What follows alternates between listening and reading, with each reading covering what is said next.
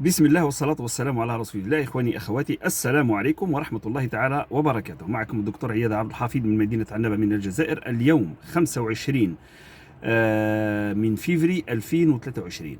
معلومة على السريع إن شاء الله تفيدكم وتفيد جميع الأمهات والأبناء الصغار، لأنها تقيس أكثر شيء تقيس الأطفال الصغار، اللي هي الكحة الجافة اللي ما معاها حتى أعراض.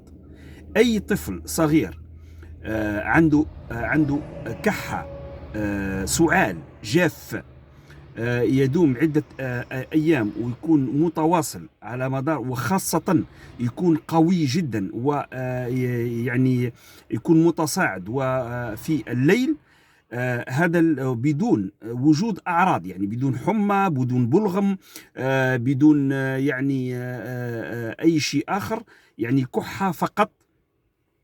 هذه عبارة عن كحة، يعني عبارة عن كحة جافة ناتجة من حساسية للبرودة. هنا احنا نأكد انه الأعراض ما تكونش أعراض يعني معها أعراض أخرى، يعني لأنه كاين كحة جافة قادرة تكون ناتجة من أمراض أخرى ولا غير ذلك. لأن أقصد أنه الطفل معروف في الملف الطبي تاعو، أو معروف عند الأم أو الطبيب تاعو، أنه عنده الحساسية، وهذه الحساسية يعالج عليها وعنده أدوية عليها، وتكون عنده دائما كحة جافة، خاصة تقوى عليه في الليل، خاصة الأطفال. والعلاجات تكون يعني ما عندهاش فائدة كبيرة.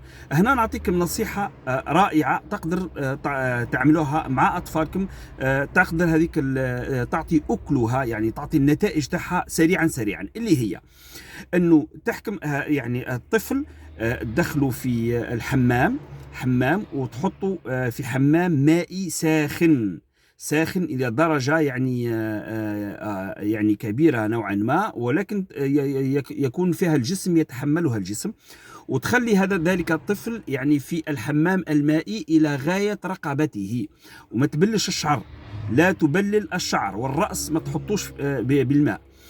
تخليه مدة على الأقل ربع ساعة وهو في الماء الدافئ والساخن الذي يحتمل من الجسم.